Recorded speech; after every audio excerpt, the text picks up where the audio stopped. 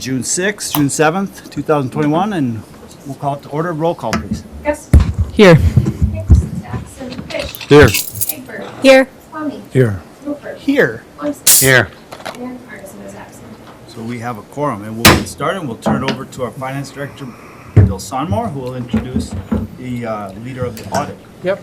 Thank you, Your Honor and Council. We have Nancy Schultzenberg. She's a partner with Bergen KDV.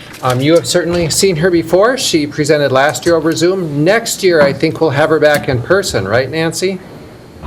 That's right. That's what we're hoping for anyway. Let's hope. So I'll just turn it over to her. She has, I believe, a PowerPoint presentation that she'll share her screen. And Nancy, we'll just turn it over to you and let you run with it. All right. Sounds good. Can everyone see my screen? Yep.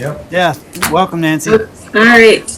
Good. Thank you. Good evening, everyone. Good to be with you, even though it's still virtual. This should be the last season that we're doing this, so back in person for next time around. To start out, I'd like to talk about the reports that we issue related to the audit, and the most important one is going to be the independent auditor's report, which is housed in that annual financial report and is in the front of the document. Basically, it's an opinion on the city's financial statements based on our audit, and it does reiterate that the responsibility for these financial statements lies with management, and it's our responsibility to express that opinion. And what we're issuing is an unmodified opinion, which is the best that we can offer. Provide some assurance that everything is fairly stated based on the results of an audit. So, clean opinion, if you will, that's another term we use. It is the best that we can give you. In addition to that, we do have several other reports. These are housed in a separate document. And the first one has to do with government auditing standards. So because of the funding that you receive, we are required to take a closer look at your internal controls and also compliance with laws, regulations, contracts, and grants. And based on that, we just had one finding, an internal control finding, the lack of segregation of accounting duties. This isn't new for the city of Fergus Falls. It's been there as long as I've worked with the city, and it's simply there based on some of the overlap in the finance department based on the number of people that you have in that department. It's really a cost versus benefit decision made at a local level to have some overlapping duties. It's probably the most effective and efficient way for your finance department to operate. Beyond that report, this year, because the city received more than $750,000 in federal funds, you actually received just under $2.8 million in federal funds. We take a look at some of those programs. So we tested two of your programs. We looked at the CARES related funding and then also that Brownfield funds from the EPA. And based on the work we did related to compliance for those two programs, we're giving an unmodified opinion on compliance, which indicates we had no non-compliance that we found, and also no internal control findings related to the controls surrounding the federal funding. So clean report there. Nancy, and then can I chime in with one comment? Yep. When she mentions the Brownfields program, that is the revolving loan fund for the dairy. So that's where we're using that. We haven't received the money yet, but since we have spent so much of it, they base that on expenditures. So that was, the CARES funding and then the dairy. So, okay, go ahead. Yeah, sure. The last official report that we issue has to do with Minnesota legal compliance. So the Office of the State Auditor is very specific about the state statutes that they like us to look at. And based on the work that we did related to those specific statutes, we had no findings again this year. So I think that's several years running now that there have been no legal compliance findings. And then we issue another document titled the communication letter. And in there we have charts and graphs that we're going to go over tonight. And then we also have several pages titled required communication. So these are items that our standards require that we put in writing to all of you as the governing body of the city of Fergus Falls. And it would be our tool if we had anything difficult that we encountered or any disagreements with management, anything unusual or significant, and happy to report that nothing in there strays from our standard template language. So clean bill of health related to all of that. Questions on any of those reports? All right, and we'll dig into the financial analysis, and we start with the general fund, and we have 5 years history shown in each one of these charts, but tonight we're really going to key in on 2018 and 2019.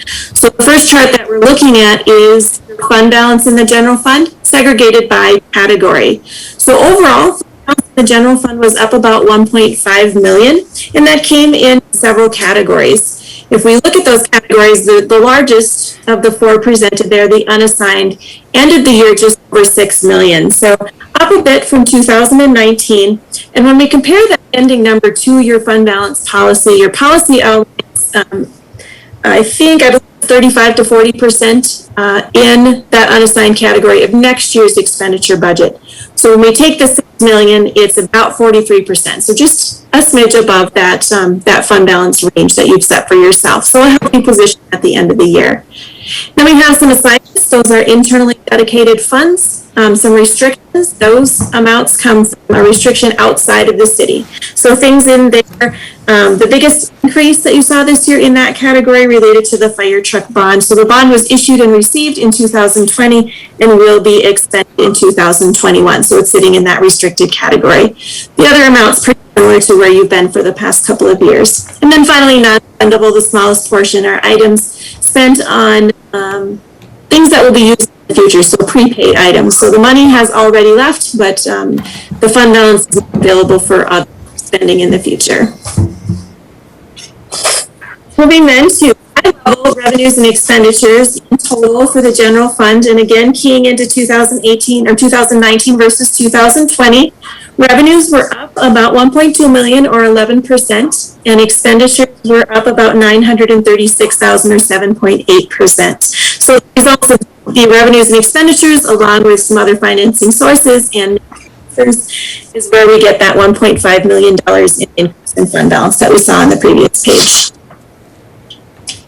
Digging into details of your revenues and expenditures then, starting with the revenues. This chart shows by funding source. And again, revenues were up about 11%, and the largest, almost all of the increase came in that intergovernmental category. You can see that went from 4.5 million last year up to almost 5.7 million this year. The largest increase that you see there is the CARES funding. You received just over $1 million related to that funding that was not there in the previous year. Along with that, there was a small increase in the LGA for 2020 as well. Other categories were pretty similar to what you saw in 2019. We take those revenues and compare them to the budget. Overall, revenues were about 723,000 or 6.2% over budget. And again, into that intergovernmental category, you can see that's the largest variance. Again, due to CARES funding. Also, you received more MSA funds than you had anticipated in your budget. And those two over budget amounts offset a little bit by a grant related to the dairy property that will be received in 2021. So a couple of things going on in that category. Taxes, another category that had a variance that was actually under budget, and that is COVID related. There were fewer hotel motel taxes received in 2020 due to the closure related to COVID.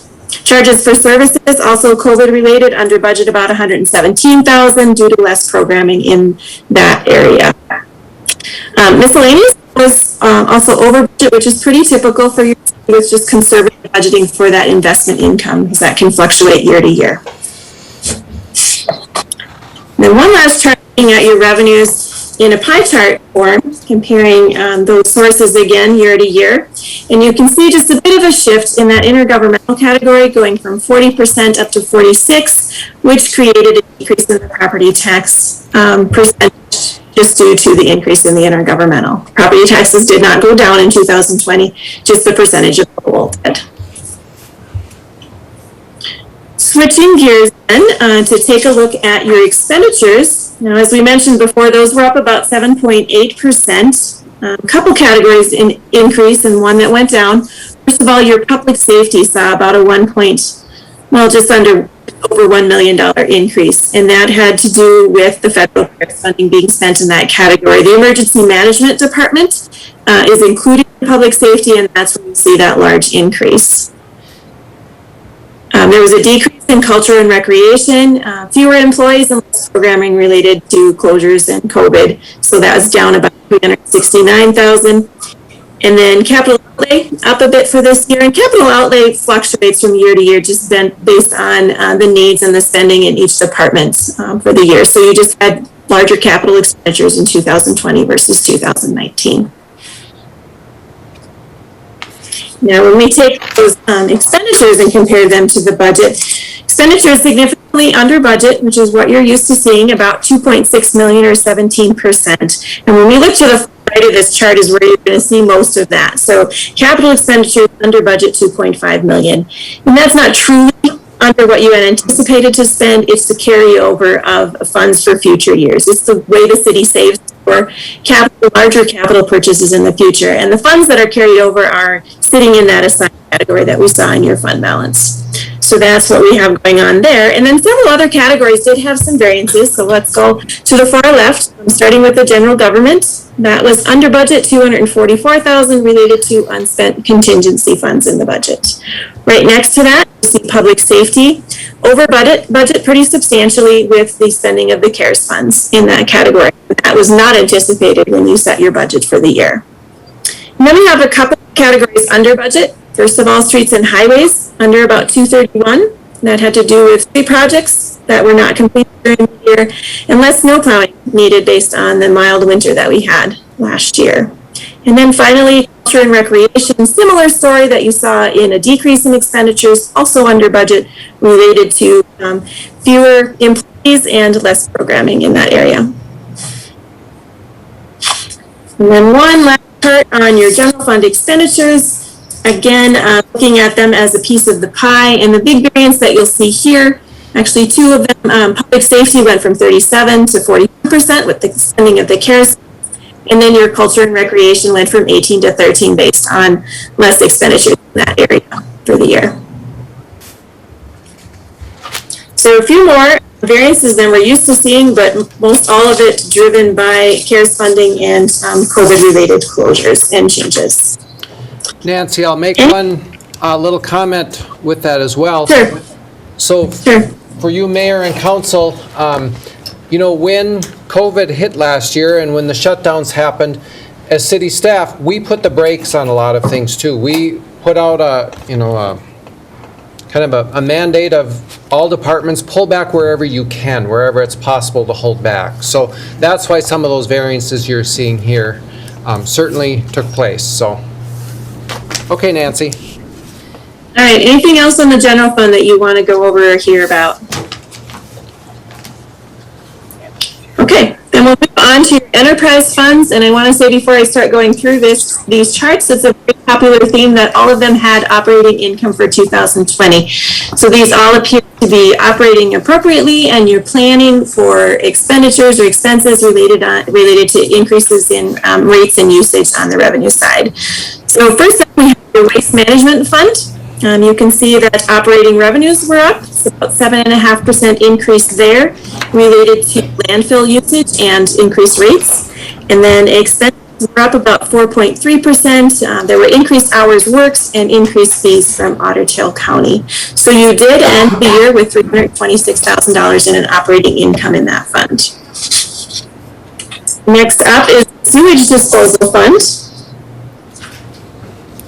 And you'll see increased operating revenues here, about $151,000 or 6.1%. And most of that has to do, actually a decrease in your revenues. That has to do with a large payment that was received in 2019 related to some recalibration. So back to more normal revenues in 2020. And then when we look at expenses, those were just about flat, increased about 0.4%. So allowing for a nice operating income of $421,000 for that fund. And we have the water departments. You had about $153,000 or 6.3% increase in operating revenues related to increased rates, and then a decrease in your expenses, about $63,000 or 3.6%. And that had to do with that pension expense. I know you've heard me talk about that in past years, but the city has allocated your proportionate share of the PERA pension, and then we amortize differences in estimates and, you know, what was planned for investment income and the discount rate and what actually occurred. So this year we actually had a negative pension expense in this fund, which accounted for the decrease in the operating expenses. So that resulted in the largest operating income in this fund at just under $911,000 for the year. Then we have the water fund. Increased revenues here, about 8.6% compared to 2019. Increase in the number of accounts that you had related to this, and then also increase in rates. Expenses, again, pretty flat, up just about $11,000, with some increase in your professional fees. But again, the largest operating income in the 5 years that we're looking at just over $201,000 for the year.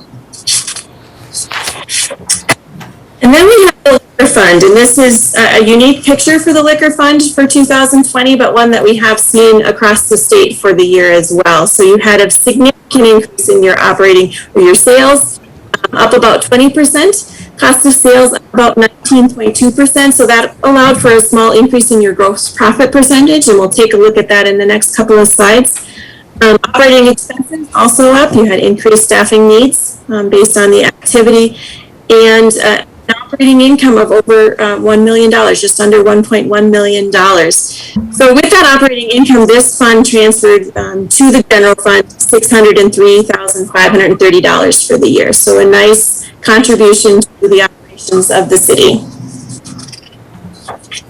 And here is the chart that shows that gross profit percentage. So you're at the highest point that you've been, going from 29.9% last year to 30.4% this year. And we do have this slide that takes a look at both of your funds separate, and both of them with operating income and a gross profit percentage for the West store at 30.6% and the East store at 29.6%. So pretty close overall with that gross profit percentage. And switching gears a little bit to take a look at your tax capacity and market value in the next, and the rate in the next couple of slides. So starting with your capacity rate, it's been pretty stable over the 5 years and did actually decrease just a smidge, about 0.35% for 2020. And the next chart tells the story of that decrease. So the green bar on the left-hand side shows your tax capacity, and then the blue bar on the left-hand side shows the tax levy for each of the years. So when we look at 2019 versus 20, the tax capacity increased at a greater rate than the levy, allowing for that small decrease in your tax capacity rate. So a positive picture for your taxpayers. And then I have one last chart. So in the financial statements, we have two different perspectives or basis of accounting for your governmental funds. And this chart takes a look at the components of net position as a whole. So this is in the entire city, all of your debt, all of your capital assets included here. And you can see overall, you had an increase. So that means that the overall financial position of the city did improve from 2019 to 2020.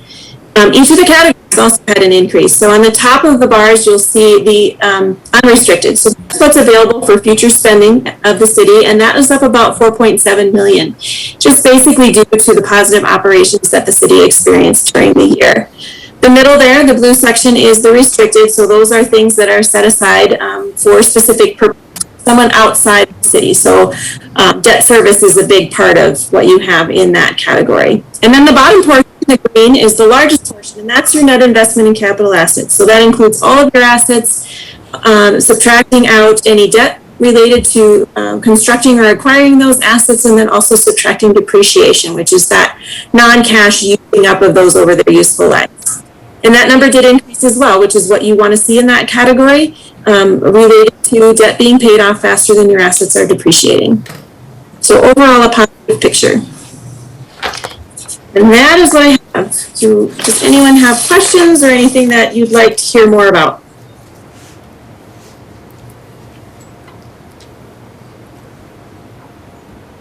Anything from the council? Anything from you, Bill, that you'd like to add? I would maybe just ask a question that came to mind, and I'm not sure if you can answer off the top of your head, but has our profitability rate, you mentioned it was like 30.6 for the West store and 29 point something for the downtown store. Has that narrowed since we have reduced the hours at the downtown store? Has the profitability rate increased? I think the gross profit percentage, I think it's remained pretty stable. I think, and what that is that gross profit is sales minus the cost of goods sold. So it's how you're managing your inventory, because the operating expenses come off after that gross profit percentage. So, Wages. yep, the wages Got it. for all the cashiers and everything. You can see Brandon Curry and his staff are doing a really good job. I mean, for the city, they had a lot to handle last year when we saw that. So just really a shout out to them. They did a good job and always a wonderful attitude and really works hard for the city. And we see that. And yeah. But that was 640,000, is that right? That it was transferred to the general fund? Did Yeah. I hear that right? Yeah. Which Yep. is significantly higher than it's been. So anyway, thanks for that, answer that question. Any other questions? Scott, did you have one? No, I had noticed the same things on the liquor stores. The percentages, as far as what you make for what you put into it, are better on the west side than the east side. Yeah. But there's clearly a good number of customers, almost 1.2 million in sales on the downtown, so it's not like you want to give that up. So. Right, and it gets a little skewed with the liquor store because, downtown is certainly much more of a convenience option, but we still staff that, very similar to the West store. So when it's good to look at it in total because we don't leave staff alone at that liquor store. We always staff at least 2 on site. So of course, when the sales aren't there quite as much, but we're still staffing appropriately just for safety and good customer service. So that's why you see that get to be a little bit more skewed. Anything, Sandy, that I should? The transfers also come out evenly between the stores. Good point. Which then when you look at operating profit for the east store, the downtown store, they're not gonna look as profitable. Yeah. Because a big chunk of that transfer is coming out of their store as well.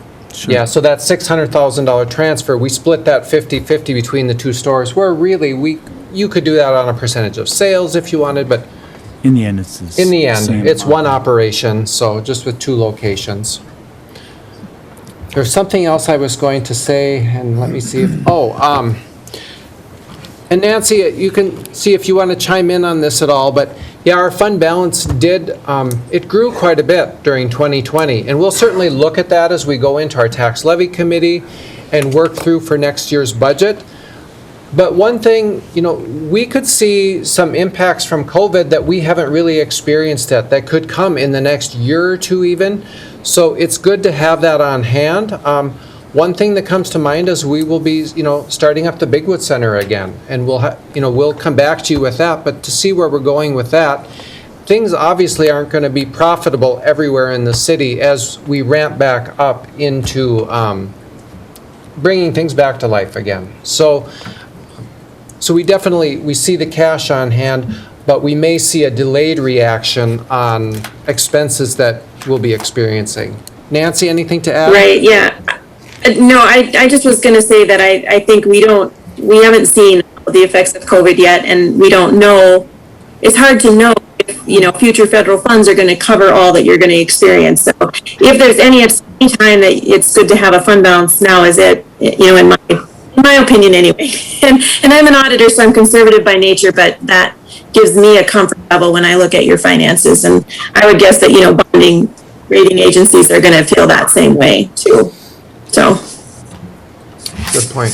Bill, I think on the liquor stores, I don't think we can expect to see that stay there because of COVID, because now the Right. bars are back open, so folks are Right. not buying it there and bringing it Right. home. They're going to the bars to be out with people and. Yeah. And we have already seen that so far this year, that we're kind of going back to normal levels. So certainly it's already playing out, through May on that.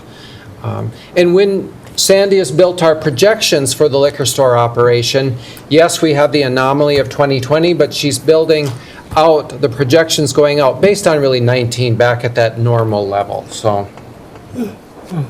Yeah, I think that's what we'll probably be seeing across the state going forward. More normal operations in the liquor store. This was a 1-year blip. Yep. Any other questions? I'll make one final comment that just came to mind as well. like Nancy pointed out, we had higher interest earnings during the year. Our portfolio, we experienced greater growth in the market value, and cities adjust our investments to the market value every month. We have, we're having a give back year right now.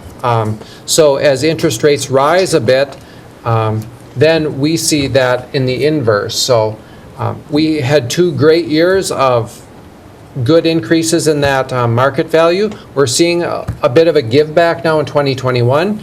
The good news is, historically, and it's still holding true, is we capture more of the up markets than we do of the give back. So we're able to keep more of it over the long term. We do see that growth. So, and that's what we're seeing this year into 2021. And we'll be coming back with you with some minutes and reports of our latest investment committee as well. So. There were a couple other things that, I'm not sure these were directly addressed, but the money that is passed through, we have a couple of categories that a pretty substantial money is passed through, so it comes in one pocket and goes right out, and it's not something that we bank. And it was over $500,000 in the airport, over $1 million on the COVID-related things, and another $1 million on the cleanup for dairy and elsewhere. Right.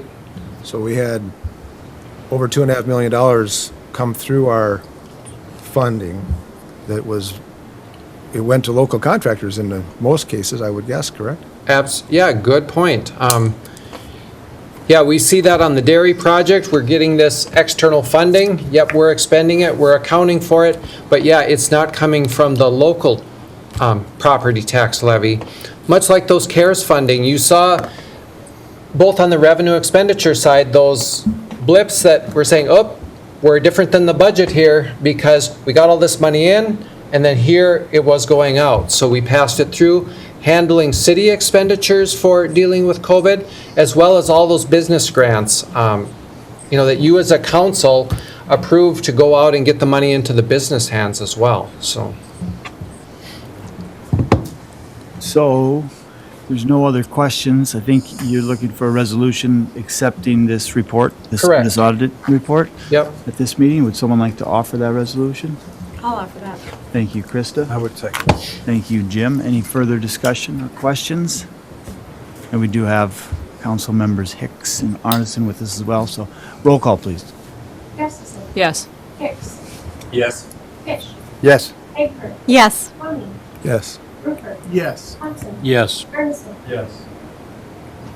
That resolution is approved, and there's no other business that we're going to take care of it during this portion of the meeting, so we will be adjourned until 5:30. Thank you, Nancy. Thank you, Nancy.